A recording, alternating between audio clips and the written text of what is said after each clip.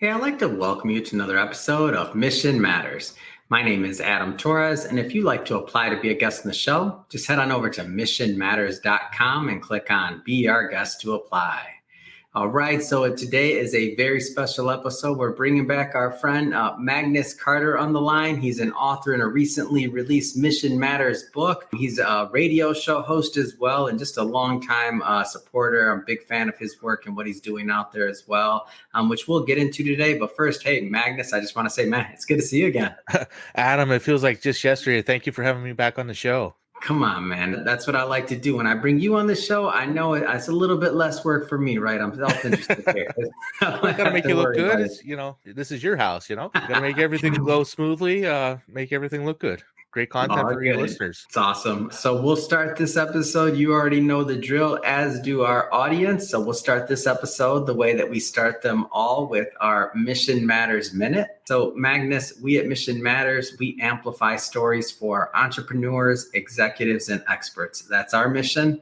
Magnus, what mission matters to you? My mission, actually, at the moment, is getting knowledge out to everybody and anybody that wants to learn to change their lives, whether it's taking one small step or giant strides to a better tomorrow. Love having you back on the show again. Thanks for coming back on. And we're going to talk about the book that you published with us. And of course, you have another book out. We'll be talking about that as well. But I guess just to get us kicked off, for those that maybe haven't caught some of our previous work, tell me a little bit more about how you got started as an entrepreneur just in business. Well, let's see here. By trade, I'm a network engineer. The 9-to-5 job wasn't cutting for me. I was traveling all the time. I stumbled across an ad how to write a book. I took the course, and from there I wrote the book and promoted it and published it, and I've done quite a bit of interviews on television, radio promotions, also articles throughout my journey here. And since from that journey, I wrote another book, and that skyrocketed me, and it actually got me a radio show over on Voice America on the Business Channel. And since then, I've been doing the radio show, my books. I worked with Adam and Mission Matters to do a collaboration book. And that brings us right back to today, is I'm getting ready to do another book on top of that. So constantly busy and keep moving forward. Man, you are busy. So let's dive into your company a little bit. So Legendary Products and Services. Tell us a little bit more about what you do. The reason for that name is I want to bring products and services to people that actually want to change their lives. It's based on my publishing company, on the Making More Money for You book series. I've also sell internet-based television, which is cutting your cable cord, and everybody has internet. So it kind of makes it a little bit easier to pay a subscription fee instead of paying a monthly bill and still get all your channels.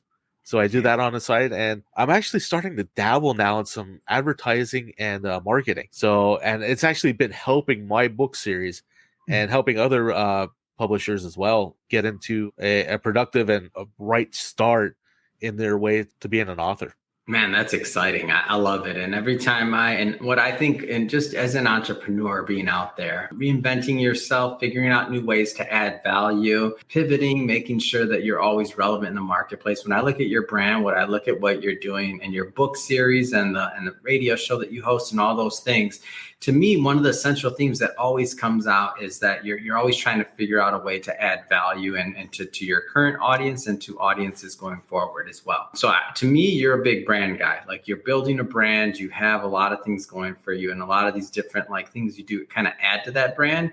So I'm curious, for the people out there that are listening, what are some of the tips that you found along the way have helped you to create a strong brand like you've done? What are some of the things that have helped you along the way? One, I didn't rush things. That's first and foremost. I made a plan. I talked it over with some of my mentors. If you don't have a mentor, try to find one. They help tremendously, and they save tons of headaches. Either they've been through it or they know somebody that has been through it. A couple of my guests before, that seems to be the going thing, is the knowledge and acquisition that you get during the phases and enjoying the process. I didn't rush anything.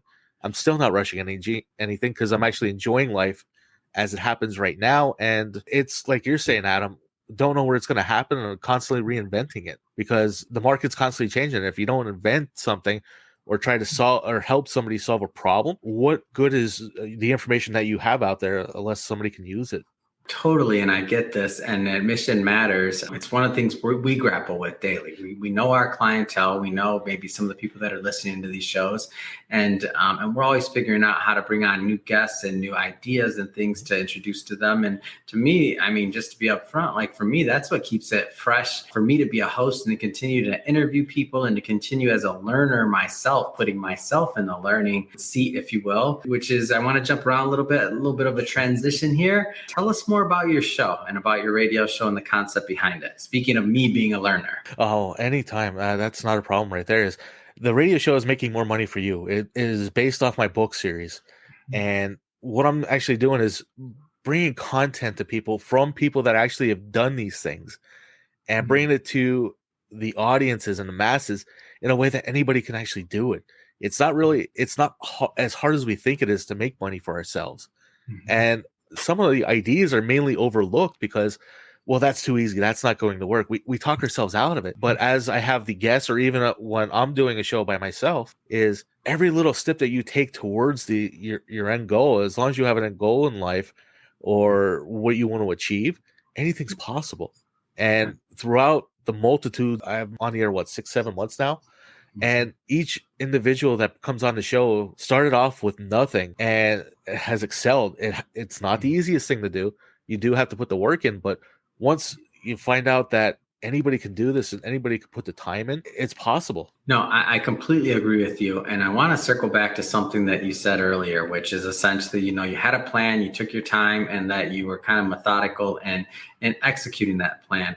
So when it comes to I'd be interested to hear, when it comes to your radio show and planning things, and whether it's guests, whether it's doing a show yourself as a monologue style, tell us a little bit more, or give us a peek behind the scenes of your creative process and what goes into how you choose what content to put out to your audience. Well, it has to be relevant. I try to find content that is relevant to more people out there, more or less not the normal typical investor out there, because that type of show is all over the place. You can tune in anywhere on any of the money shows, any of the news channels for investing. My main thing and my creative style on this is to approach subjects that people are overlooking, that people have bypassed, or different avenues and such. As one of the episodes that I've done is turning your house into an Airbnb.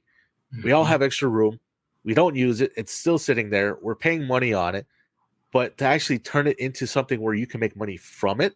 And, that's extra income coming in that you don't have to worry about, and you're still paying the same amount of bills. That's one of the major things here. As you're saying with the guests and whatnot, some guests don't do so well, and I've been finding out some of the shows don't do so well. Do I count it as a failure? No, but instead of a failure, I count it as a learning experience. I'm like, okay, my audience does not like listening to this type of show, so I'll still make shows like that, but I won't do them as prominent.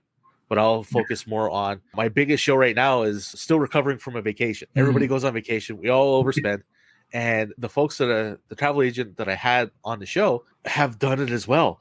And they have a travel agency, and they answer these questions all the time. And that's what makes these shows different from from your average investing show. And I think you teed it up nicely for me for another transition. You're just too kind to me, Magnus. So the benefits of failure. Speaking of that, when I read your initial chapter with us and the contribution to the book release, I was kind of having known you now that we've gotten to know each other more, work with each other more as you've been on the show, I've been on your show, these type of things. I understand where you're coming from. But when I first saw that title, The Benefits of Failure, I was a little bit taken aback. I'm like, okay, where's Magnus going with this? Tell us a little bit more about your decision to go with that content and what it meant to you. We've been told and ingrained in us that failure is never good. Whether it's sports, whether it's academics, whether it's making money or losing a job or buying a bad car or anything in general that has to do with failure or not living up to a certain standard that somebody else has set for you is the way of the world. And it's out there. And taking the time to actually sit back and learning from the failure instead of saying, oh, I'm no good, and then create a circle of that where you make more bad choices, you make faster choices without actually thinking through them. When I was approached to do the book and whatnot, I'm like, I looked through all your other books and this subject was not touched whatsoever. Yeah. And that's one reason why I did it, was to bring it to the light. Is Thomas Edison took 1,000 tries to make the light bulb. Graham Bell he took at least 500 tries to make the telephone. Hmm. Marconi didn't invent the radio just by choice, but he actually stole it from Tesla, but that's another story. So, so even someone else's failures can be a stepping stone in the right direction for you, as long as we learn something from it and we don't rush through that process. Some of the headlines or some of the points you made in the book was really to use potential failure as motivation. I found that kind of unique. I'm like, okay, well, I like how you worded it. It could have been fear of failure or something else, but you're not fear-based. You're looking at potential. You're looking at the positive side of things. And I think you viewed the content from a different lens that most would, because I've heard fear of failure many times. That's a pretty cliche term, right? And that's a motivation, and that's how you do it. But like, use potential failure as a motivation. Like, I felt like that nuance, like everything's in the nuance here. Everything is. We change one little a fraction of a fact or a fraction of an opinion, totally changes the outcome of it, no matter where it is in life that we do things. And the fear of failure is everywhere, because everybody wants you to live in fear so you don't achieve what you're supposed to achieve. But the potential that you have it's still there. Do you want to make that potential kinetic and show action with it? That's in the beholder's mind of what they want to do with it. Another one in your headline, prepare for the next failure. I found that interesting as well. Tell me a little bit more about that. It's almost like it's inevitable, like it's going to happen, but tell me your thought on that. It is going to happen. We don't know when, we don't know where, we don't know how it's going to happen or what part is going to fail is, but getting a mindset knowing that, or staying out, let me rephrase this, staying out of the mindset that you'll never fail is setting up for failure. It doesn't matter, is because if you think that you're never going to fail, how are you going to learn, or how are you ever going to better yourself without failing? When we take that into consideration, we change the outcome. Completely. I completely get it. And I love, again, you put a spin on the topic of failure. I get what you were doing. You're trying to basically rebrand the way that we look at it. And I'm a fan, because if we can rebrand that, if we can take the fear component out, if we can just take it as something that we live with, and almost our relationship with the word itself. Right. If we can kind of alter that, then I think we all just like kind of almost like remove that glass ceiling or unlock our potential, or, you know, all the other phrases you could really say around that. But the main thing is that you can go further and go get closer to and or reach the goals that matter to you, not what matter to somebody else or somebody else's measurement of success or a healthy body or a good living or whatever it is that matters to you. Kind of unlock that potential is the goal. You're completely right. And you brought up another point in that is actually explained in that chapter is, what is success? How do we define success? What is success? What's a failure?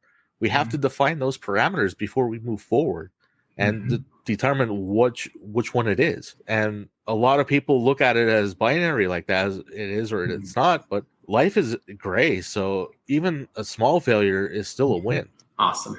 Let's jump around here a bit. So speaking of books, let's get a little bit further into your previous release. So Making More Money for You. Tell us a little bit more about it. There's 2 books. It's actually going to be a series that's actually being trademarked as we speak right now. And I got contacted by my lawyer. It's actually in almost the last stage of being trademarked. So that's awesome. Exciting news. But the Making More Money for You is the first book of mutual fund investing on a budget for beginners. Takes into account that you don't need a lot of money to invest, but to actually find money, you have to take consideration and ownership of what you're doing with your money and figure out how much money you can afford to invest. Just like anything else in life, investments are not guaranteed. And the book talks about that type of strategy. It breaks everything down, the steps of investing, finding your buying power, your exit plans, how much do you want to make, how to diversify. And that actually leads into the second book, that is Decrypting Cryptocurrency, writing the data path to financial freedom. And you're writing that one right now, correct? Actually, no, that one's actually out. That one's out as well. I can't keep track of that. Come on, man. So it's a third one that you're working on too. Actually, I'm working on the third, and the third one's being edited right now. I'm still working out the final kinks for that. It's actually in my realm of people for testing. And the fourth book is actually almost going to be done as well. I'm hoping to get that one out before the holidays. And it's a very hot topic. I love it. You're on point, and and you never disappoint. Whenever you come on here, you have new stuff. I'm like, wait a minute, you got a second, third. I can't keep up with you. So for the series overall, like, and I notice a theme here, and I notice kind of like a string of content in terms of like everything that's really meant to help improve people's lives, whether it's financially or otherwise. What's your vision for the future for the brand overall, and like where you'd like to take it? Like, give us a little bit more of a peek inside your vision. That's an excellent question, Adam. Thank you for bringing that up. The vision is, as in what Tom Petty used to say, it's wide open. But generalization is, I want to keep bringing content to people that still don't understand the investing world. They don't understand business. They don't understand finances because we're not taught it anywhere in our society except how to spend money and create debt. But what I'm looking to do is with the radio show, the book series, and who knows what could happen next, a TV show, anything's possible now. I didn't think I was on a radio show either. And I'm here and I'm doing podcasts and interviews as well. Is continue writing great content books for people on topics that people feel are out of their reach, and bringing it down to them so they have the knowledge to decide if they want to do it or not. And one of the things that you do, I'm glad you brought that up. So one of the things that you do as well is you also help people in writing books and putting out content themselves. Can you tell us a little bit more about that? I do that. I do offer a course. You can sign up on the website or email for more information about it. Is if somebody we're in a sharing society nowadays. Everybody wants to learn everything. Everybody can be classified as an expert or a knowledgeable person in their field, or SME, if you will. Subject matter expert is, but they don't understand the process to get it out to the world. I do actually help people write down their thoughts and actually make it into a book that people would actually want to buy and solve a problem. Well, Magnus, I'll tell you, it has been excellent having you back on the show. I can't wait till these next books come out as well. And in the meantime, I'm thrilled to be promoting our current release with Mission Matters. If somebody'd like to follow up and to connect or to listen to your radio show and connect with you overall, I mean, what's the best way for people to do that? There's a multitude of ways that you can follow me. The radio show is on voiceamerica.com. It is under Making More Money for You. It is streamed on all your streaming services, Spotify, iHeart, Google, iTunes, iHeart. It is out there on Stitcher. I can't forget Stitcher. I always forget about Stitcher. I don't know why. And you can actually go to legendaryproductsandservices.com. All my content's there. The books are bought. You can buy anywhere. Mainly Amazon has them. If you want to know about the reviews on the books or what's actually in the books, there are hundreds of reviews on them. If you don't feel that it's for you, these are people that bought the book and actually had a great impact on. So those are there. And anything else, you can just email me, mcarter@legendaryproductsandservices.com. Well, Magnus, again, awesome having you on the show today. Great to have you back. And to the audience, as always, thank you for tuning in.